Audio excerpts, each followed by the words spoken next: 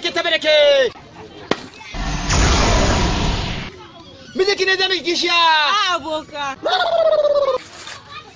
Kin nemi kuɗi a hannun shi ne ce ba zai baki ba. A aboka. To me kawo ki? A aboka duk wayannan ba su bane ragona ne ya bata. Zuwa ne a taimaka a duba mu. To shi yasa ashe nake ta dukan ƙasa ina ganin ƙaho. Ashe da kun ki ne bata. Kai. Oh Allah na. Kai boka wallahi duk abun naku buge-buge ne kawai kuke yi. Ƙaryan banza.